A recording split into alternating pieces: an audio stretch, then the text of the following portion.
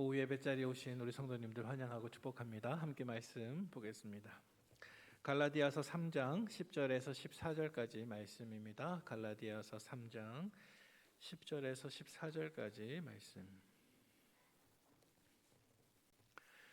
네, 찾으신 본문을 한 목소리로 합독하십시다. 시작.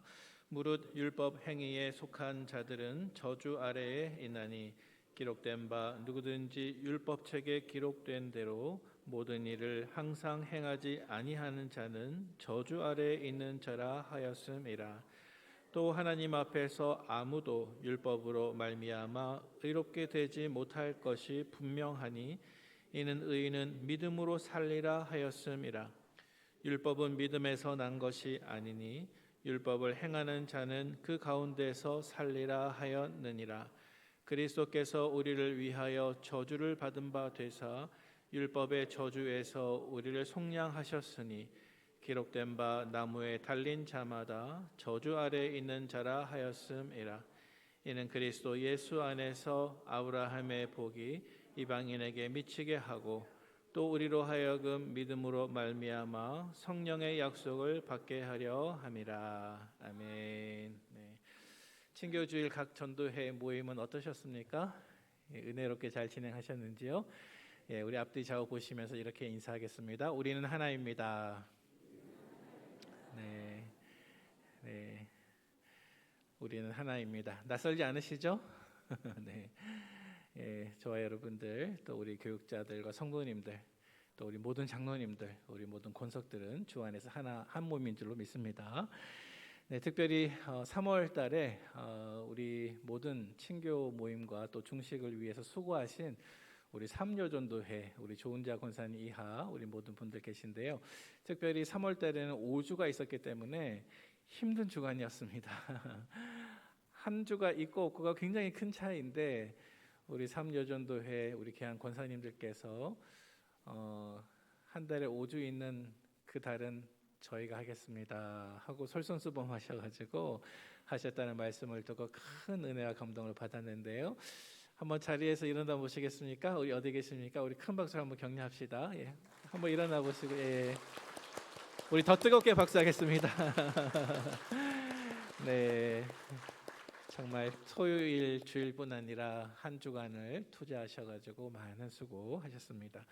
또 특별히 우리 남전도 회원분들께서도 식당 정리와 설거지 봉사도 매우 힘든 일인데 잘 감당해 주셨고, 또 오늘은 또 5주가 있어서 또 우리 역시 삼남전도 회께서 우리가 하겠습니다 하는 마음으로 또 해주셨다는 말씀을 듣고 큰 감동 받았습니다. 우리 수고하신 우리 모든 남전도 회원분들 위해서 박수하겠습니다. 네,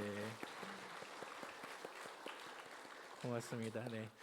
또 어제와 오늘 우리 주일학교에서는 초등부와 유년부 새봄 은혜학교를 진행했습니다. 매우 힘든 과정이었는데 자녀들과 씨름하고 유익한 시간이 되었던 것 같습니다. 저희 집 셋째가 갔다 오더니 너무 재밌었다고 얘기하더라고요. 우리 수고하신 교사와 교육자들에게도 박수하겠습니다. 네. 네. 고맙습니다. 예. 우리 계속해서 갈라디아 말씀을 묵상하도록 하죠. 네. 자, 오늘 함께 나눌 말씀은 사도 바울이 갈라디아 교회 성도들의 신앙생활과 또 아브라함의 예를 통해서 우리는 결코 율법으로 의롭게 될 수가 없고 오직 복음을 믿음으로만 의롭게 될 수 있습니다 라고 지난 주간에 우리가 살펴본 말씀에서 논증을 했는데, 이제 그 본문 이후에 오늘 본문입니다. 오늘 본문 속에서 사도 바울은 우리가 율법을 의지하는 것이 얼마나 어리석은 일인가, 또 우리가 믿음을 가지면 그 믿음이 우리에게 어떤 축복을 가져다 주는가, 이 두 가지 주제를 오늘 우리에게 전달해 주고 있습니다. 친교주일에는 제가 될 수 있으면 말씀을 짧게 해야지 준비를 이렇게 마음으로는 하는데 그게 잘 안 되고 있어요. 우리 성도님들 죄송하고요. 오늘도 준비된 말씀을 함께 집중해서 듣도록 하겠습니다. 오늘 본문은 크게 두 가지 구조로 되어 있습니다. 첫 번째 부분은 율법의 저주이고요. 또 두 번째 부분은 믿음의 축복인데, 첫 번째 율법의 저주는 10절에서 12절까지, 또 믿음의 축복은 13절, 14절에 해당 내용이 들어가 있습니다. 자, 먼저 첫 번째로 율법의 저주입니다. 자, 오늘 본문의 첫 번째 내용은 율법의 저주입니다. 여러분들 율법의 저주라는 말을 혹시 들어보셨습니까? 율법의 저주, 그게 뭘까요? 이 본문의 첫 번째 부분에서 사도 바울은 마치 할례파와 같이 율법을 자기 노력으로 지키려고 하는 사람들이 저주 아래에 있다는 사실을 선언하고 있습니다. 자, 오늘 본문 10절 말씀 같이 한번 읽어보도록 하겠습니다. 시작. 무릇 율법 행위에 속한 자들은 저주 아래에 있나니 기록된 바 누구든지 율법책에 기록된 대로 모든 일을 항상 행하지 아니하는 자는 저주 아래에 있는 자라 하였음이라. 아멘. 자, 지금 사도 바울은 율법과 믿음의 관계에 대해서 계속 이야기하는데 자기 생각대로, 자기 의견대로 이야기하는 것이 결코 아닙니다. 방금 읽은 이 본문도 구약에서 등장하는 말씀을 그대로 인용하고 있습니다. 우리 구약성경 신명기 27장 26절 말씀 같이 읽어보도록 하겠습니다. 신명기 27장 26절 말씀. 네, 시작. 이 율법의 말씀을 실행하지 아니하는 자는 저주를 받을 것이라 할 것이요 모든 백성은 아멘 할 테니라. 아멘. 네, 아멘. 우리가 율법의 저주라는 말을 잘 쓰지 않잖아요. 그런데 신약 성경에도 등장하고 구약 성경에도 등장하고 있습니다. 사도 바울은 왜 신명기 27장 말씀을 오늘 본문 10절에서 인용하고 있을까요? 그 이유는 구약 성경에서 율법이 사람들에게 요구했던 것이 무엇인가 하면 완벽함을 요구했다는 것을 강조하기 위해서 인용을 하고 있습니다. 다시 말해서 구약에서 모세의 율법이 백성들에게 요구했던 한 가지가 있는데 그것은 완벽해야만 된다는 것입니다. 그 중에 하나만 어겨도 저주가 임할 것이라는 사실입니다. 자, 그래서 다시 한번 우리 신명기 27장 26절 말씀 보시기 바랍니다. 이 율법의 말씀을 실행하지 아니하는 자는 어떻게 된다고요? 저주를 받을 것이라.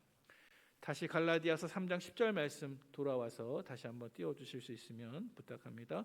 누구든지 율법책에 기록된 대로 모든 일을 항상 행하지 아니하는 자는 어떻게 한다고요? 저주 아래에 있는 자라. 예. 여러분, 이것이 율법의 성격이고 율법이 우리에게 부과하고 있는 율법의 저주입니다. 다시 말해서 율법의 저주라고 하는 것은 수많은 율법 가운데 단 하나만 어겨도 저주를 받는다는 것입니다. 10,000가지 중에서 9,999가지를 지켰고 한 가지를 못 지켰는데 그 한 가지 때문에 마치 모든 것을 어긴 것처럼 저주가 임하는 것이 율법의 특징이라는 사실입니다. 자, 그런데 여러분, 이렇게 해서 정말 우리가 율법을 다 지키지 못했다고 합시다. 정말 수많은 율법 가운데 정말 노력했지만 하나 이상을 우리가 어겼다고 합시다. 그러면 이때 율법이 우리에게 저주하고 있는데 그 저주의 결과가 무엇인가? 그 저주의 비극이 무엇인가? 에스겔 선지자는 이렇게 말씀하고 있습니다. 에스겔 18장 4절 말씀입니다. 읽습니다. 시작. 모든 영혼이 다 내게 속한지라 범죄하는 그 영혼은 죽으리라. 네. 율법 가운데 수만 가지 가운데 단 하나만 어겨도 저주를 받는데 그 저주의 결과가 무엇이라고 말씀하고 있습니까? 죽음입니다. 범죄하는 그 영혼은 죽으리라. 자, 따라서 율법의 저주의 결과는 죽음입니다.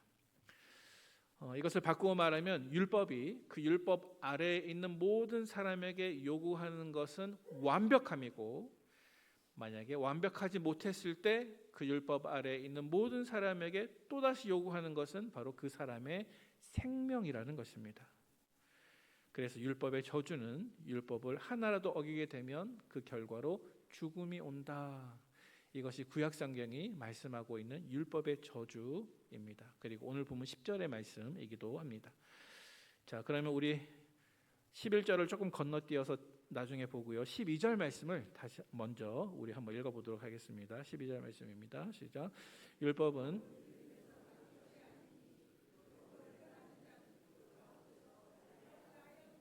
아멘. 자, 율법은 믿음에서 난 것이 아니니 율법을 행하는 자는 그 가운데서 살리라 하였느니라. 자, 여러분, 이 12절 말씀이 어떤 뜻을 가지고 있을까요? 특별히 우리 하반절 말씀 보시기 바랍니다. 하반절 말씀 제가 읽어보면 율법을 행하는 자는 그 가운데서 살리라 하였느니라. 자, 이것이 무슨 뜻일까요? 자, 조금 전에 우리는 율법을 하나라도 어기면 어떻게 된다고 했습니까? 죽는다 그랬죠. 자, 그런데 이 12절은 정반대를 이야기하고 있습니다. 율법을 행하는 자는 그 가운데서 살리라. 자, 이것이 무슨 뜻일까요? 사실 이 말씀은 구약성경 레위기 18장 5절 말씀을 사도 바울이 인용하고 있는 말씀입니다. 레위기 18장 5절 말씀 한번 읽도록 하겠습니다. 시작. 너희는 내 규례와 법도를 지키라. 사람이 이를 행하면 그로 말미암아 살리라. 나는 여호와니라. 아멘. 자, 중간쯤 보시면 방금 인용한 방금 읽은 12절 말씀과 비슷한 구절이 레위기 18장 5절에 등장하고 있습니다. 사람이 이를 행하면 그로 말미암아 어떻게 된다고요? 살리라. 자, 이것이 무슨 뜻일까요? 사실 레위기 18장 5절이 말씀하고 있는 이 말씀의 뜻은 방금 우리가 이야기했던 율법의 저주의 또 다른 측면입니다. 자, 방금 이 말씀이 뜻하는 것은 그렇다면 율법의 저주에서 벗어날 수 있는 방법이 있는데 그 율법 아래에 있는 사람이 율법 아래에 여전히 속해 있으면서 그 율법의 저주를 벗어날 수 있는 유일한 방법은 무엇인가 하면 율법을 다 지켜 행하는 것이다 라고 하는 뜻을 가지고 있습니다. 자, 율법의 저주를 피할 수 있는 유일한 방법이 무엇이라고요? 율법을 다 지켜 행하는 것입니다. 자, 우리 말씀을 다시 한번 보시기 바랍니다. 레위기 18장 5절 말씀. 너희는 내 규례와 율법을 지키라. 사람의 일을 행하면, 생략되어 있지만 모두 다 행하면 그런 뜻입니다. 모두 다 행하면 그로 말미암아 살리라. 자, 따라서 여러분 율법이 약속하고 있는 저주받지 않는 생명을 얻을 수 있는 한 가지 방법은 무엇입니까? 그것을 다 지켜 행하는 것입니다. 다 지켜 행하는 것. 그래서 이를 행하면 그로 말미암아 살리라. 사람이 율법을 다 지켜 행하면 결국에 살리라, 생명을 얻으리라 이렇게 약속하고 있는 것이죠. 이것이 율법이 약속하고 있는 저주와 반대되는 생명의 비결입니다.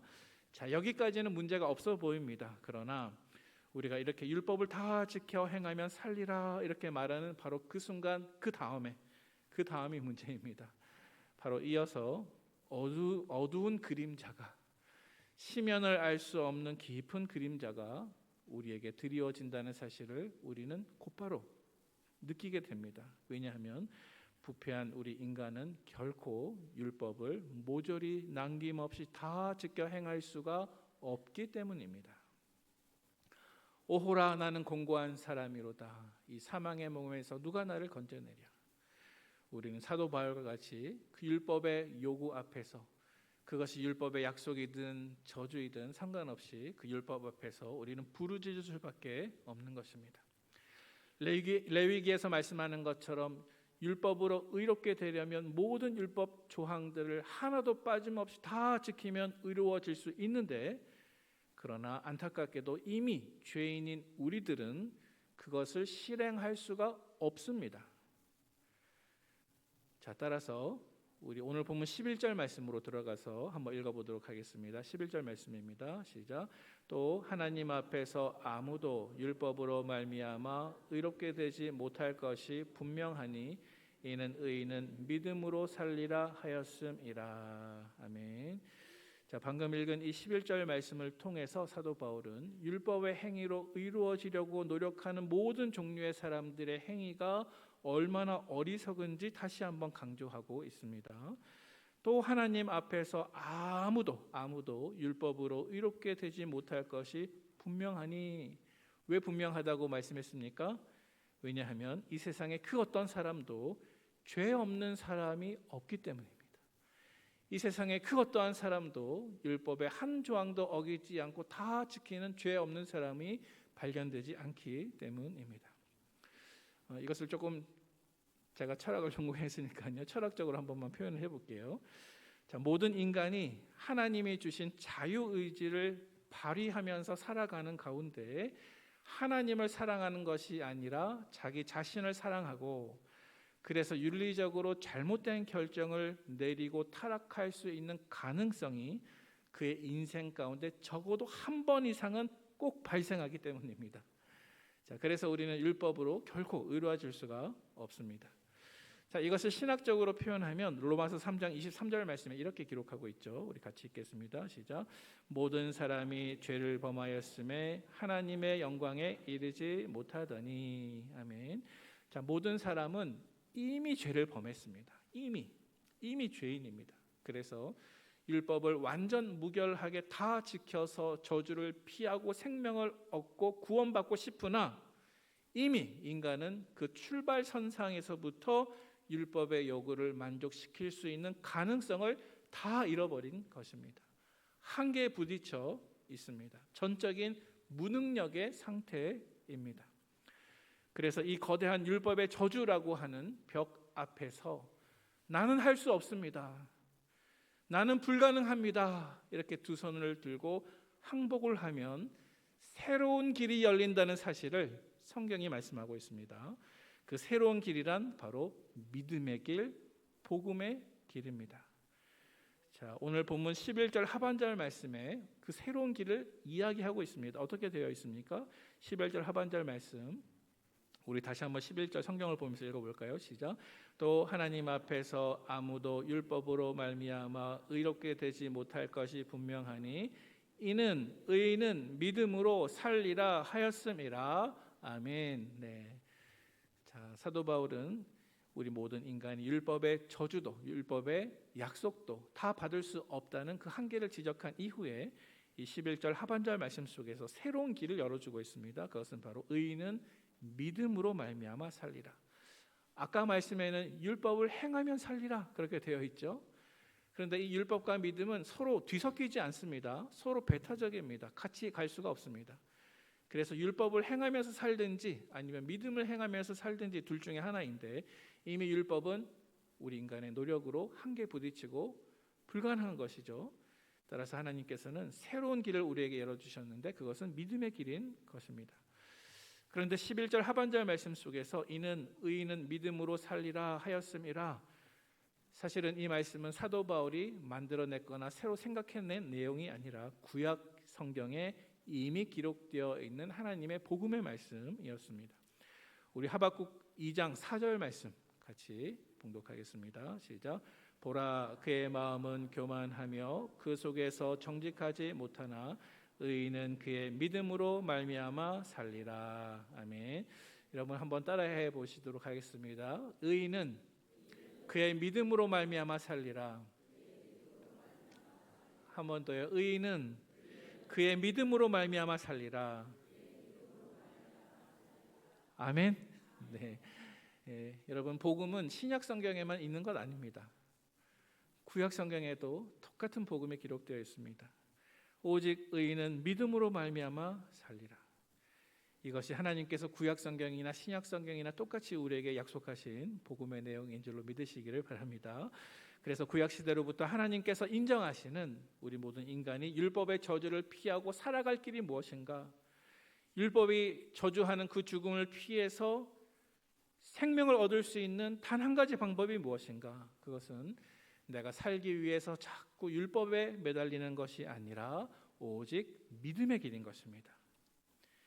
예수님이 이미 이 땅에 오신 신약 시대를 살아가는 저와 여러분들은 내 힘으로 하나님 앞에서 100점 맞을 수 있겠지, 내 노력으로 하나님 앞에서 100점 만점 얻을 수 있을 거야 라고 하는 이러한 도덕적인 착각을 빨리 내려놓고 우리를 대신해서 100점 만점의 의로운 인생을 살아주신 예수님을 우리 마음속에 모시고 오직 믿음으로 사시기를 축복합니다. 네. 우리는 믿음으로 우리 안에서 예수님의 인생을 살아야 하는 것입니다. 믿음으로 나를 위해서 십자가 지시고 부활하신 그 주님과 믿음으로 연합되어야 하는 것입니다. 오직 의인은 믿음으로 말미암아 살리라. 예수 그리스도의 사랑의 십자가만이, 그리고 예수님이 우리를 위해서 이미 행하신 그 일을 믿는 믿음만이 저와 여러분들의 영혼을 살리는 유일한 구원의 길인 것을 확신하시기를 바랍니다. 자, 오늘 본문의 두 번째 내용으로 넘어갑니다. 오늘 본문의 두 번째 내용은 믿음의 축복인데요. 오늘 본문 13절과 14절 말씀입니다. 이 두 번째 교훈의 부분에서 사도 바울은 예수님께서, 누가요? 예수님께서 저와 여러분들이 받아야 할 율법의 저주를 대신 받아주셨다는 사실을 말씀합니다. 그리고 예수님께서 저와 여러분들에게 임해야 했던 그 율법의 저주를 대신 끊어주심으로 우리에게 어떤 믿음의 복이 임했는지를 설명하고 있습니다. 저 먼저 우리 13절 말씀 같이 읽어보도록 하겠습니다. 13절 시작. 그리스도께서 우리를 위하여 저주를 받은 바 되사 율법의 저주에서 우리를 속량하셨으니 기록된 바 나무에 달린 자마다 저주 아래 있는 자라 하였음이라. 아멘. 자, 13절 말씀을 자세히 묵상하면서 예수님이 어떤 분이신가, 예수님이 우리를 위해서 어떤 일을 하셨는가 한번 찾아보시기 바랍니다. 이 13절 말씀에 보니까 예수님께서 저와 여러분들을 위해서 무엇을 하셨습니까? 우리를 위해서 저주받으셨고 또 율법의 저주에서 우리를 어떻게 하셨다고요? 속량하셨습니다. 예수님이 우리를 위해서 하신 일은 우리를 대신해서 하나님께 저주받으셨고 또 그 저주의 대가로 우리를 값을 치르고 속량해 주셨습니다. 속량이라고 하는 것은 어떤 전쟁 포로나 노예가 있을 때 그 주인에게 몸값을 치르고 그 포로나 노예를 자유롭게 풀어주는 것을 가리켜서 속량이라고 말하죠. 예수 그리스도께서는 율법의 노예였던 우리가 율법의 값을 다 치르지 못하고 그 속에서 저주받고 있을 때에 그 율법의 저주의 값을 대신 치루어 주신 분이십니다. 예수님께서 어떤 방법으로 우리 대신 그 값을 치루어 주셨습니까? 오늘 본문 13절 말씀에 보니까 예수님의 십자가를 통해서 그렇게 하셨습니다. 우리 하반절 말씀에 나와 있죠. 예수님께서 십자가를 지신 것을 가리켜서 사도 바울은 묘사하기를 기록된 바 나무에 달린 자마다 저주 아래 있는 자라 하였습니다. 예수님께서 십자가를 지신 바로 그것은 율법에 실패한 저와 여러분들을 대신해서 예수님이 하나님께 저주 받으신 것이라는 것을 설명하고 있는 것이죠. 하반절 말씀에서요. 자, 그래서 여러분, 예수님께서 십자가에 달리셔서 사형당하셨는데 그것이 왜 우연히 그렇게 예수님이 죽으신 것이거나 아니면 예수님이 어떤 죄를 지어서 그렇게 하신 것이 아니고 저와 여러분들의 죄값을 담당해서 하나님께 저주받은 것이라고 우리가 마음에 확신할 수가 있을까요? 어떻게 그것이 하나님께 저주받은 것이라고 우리가 확신할 수가 있을까요? 그것은 구약 성경에 다음과 같은 구절이 있기 때문에 그렇습니다. 우리 신명기 21장 22절 23절 말씀 함께 읽겠습니다. 시작. 사람이 만일 죽을 죄를 범함으로 내가 그를 죽여 나무 위에 달거든 그 시체를 나무 위에 밤새도록 두지 말고 그날에 장사하여 내 하나님 여호와께서 내게 기업으로 주시는 땅을 더럽히지 말라. 나무에 달린 자는 하나님께 저주를 받았음이니라. 아멘. 자, 신명기 21장 말씀에 보니까 오늘 우리가 관심이 있는 한 가지를 이야기하고 있습니다. 나무에 달린 자는 만약 어떤 사람이 죽을 죄를 범해서 그를 죽여서 나무 위에 달거든 그 나무 위에 달린 자는 하나님께 무엇을 받았다고요? 저주를 받았음이니라. 이것이 구약에서 율법을 통해서 이스라엘 사람들이 가지고 있는 생각이었습니다. 다시 말해서 구약 성경에서 죄인이 죽어서 만약 나무에 달린 상태가 되면 그것은 그가 하나님께 버림받았고 하나님께 저주받은 사람임을 공적으로 드러내는 표시가 되었다는 것입니다. 만약 죽은 이후에 나무 위에 달리게 되면 그는 땅 속에 묻히지 못합니다. 그리고 나무 위에 그 시체가 달려서 모든 사람이 쳐다보는 그곳에 있기 때문에 공개적인 수치를 당해야 하는 것이죠. 자, 그래서 여러분, 신약 성경의 제자들은 예수님이 십자가 위에서 우리를 대신해서 율법의 저주를 받으시고 대신 죽어주셨는데 이때 예수님이 죽으신 그 십자가를 십자가라고 말하지 않고 나무라고 고쳐서 말하고 있습니다. 우리 한번 확인해 보겠습니다. 우리 사도행전 5장 30절 말씀 읽겠습니다. 시작. 너희가 나무에 달아 죽인 예수를 우리 조상의 하나님이 살리시고. 자, 이 말씀에 보니까 십자가라는 말 대신에 나무라고 사용하고 있습니다. 목적이 있는 것입니다. 그냥 나무라고 한 것 아닙니다. 신학적인 의도와 목적을 가지고 이렇게 쓰고 있는 것입니다. 또 베드로전서 2장 24절 말씀 보시기 바랍니다. 같이 읽겠습니다. 시작. 친히 나무에 달려 그 몸으로 우리 죄를 담당하셨으니 이는 우리로 죄에 대하여 죽고 의에 대하여 살게 하려 하심이라. 그가 채찍에 맞음으로 너희는 나음을 얻었나니. 아멘. 자, 베드로 사도 역시도 베드로전서에서 예수님이 십자가에 달려 그 몸으로 우리 죄를 담당하셨으니 이렇게 하지 않고 십자가라는 말 대신에 나무에 달려라고 말하고 있습니다. 이 나무에 달려라고 하는 말을 쓰고 있는 이유는 구약 성경과 율법을 아는 이스라엘 유다 사람들이 예수님의 그 죽으심이 하나님께 버림받은 죽음이요 하나님께 저주받은 죽음이라는 사실을 강조하기 위한 것이죠.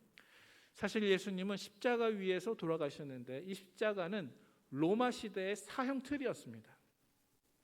어떻게 보면 예수님이 당시 로마의 어떤 법을 어겼다든지 아니면 우연히 어떤 죄인 취급을 받아서 로마의 십자가 형벌을 받은 것처럼 생각하기 쉽지만 신약 성경의 저자들은 그것이 아니라 예수님이 단순히 로마의 형벌을 받으신 것이 아니라 구약 성경이 미리 내다보고 반드시 이루어질 것을 예고했던, 다시 말해서 온 인류를 대신해서 하나님께 저주받으시기 위해서 그 십자가를 지신 것이요 바로 그 나무 위에 달리신 것이 하나님께서 온 인류를 구원하시기 위해서 예수님께 맡겨주신 그 구원의 사명이었다는 사실을 선언하고 있는 것입니다. 그래서 죄인인 우리가 직접 치루어야 했던 그 율법의 저주와 죽음을 하나님께 버림받는 그 처절한 죄의 대가를 예수님께서 십자가 위에서 우리 대신 완전히 지불해 주셨고 저와 여러분들을 주님의 것으로 속량해 주셨습니다. 그래서 이어지는 본문 14절 말씀 속에서는 예수님이 우리를 대신해서 받으신 율법의 저주로 인해서 그 결과 우리에게 어떤 믿음의 축복이 미쳤는지를 두 가지를 설명하고 있습니다. 우리 14절 말씀 같이 읽어보도록 하겠습니다. 시작. 이는 그리스도 예수 안에서 아브라함의 복이 이방인에게 미치게 하고 또 우리로 하여금 믿음으로 말미암아 성령의 약속을 받게 하려 함이라. 아멘.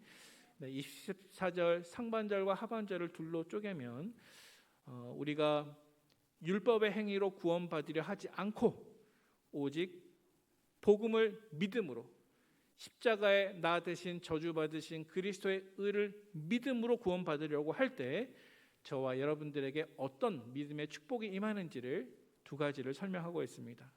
먼저 상반절 말씀을 제가 다시 한번 읽어보면 이는 그리스도 예수 안에서 아브라함의 복이 이방인에게 미치게 하고, 다시 말해서 복음을 믿는 우리에게 미치는 첫 번째 믿음의 복의 내용은 무엇인가 하면 아브라함의 축복의 복이 우리에게 임하는 것입니다. 우리에게 다가오는 것입니다.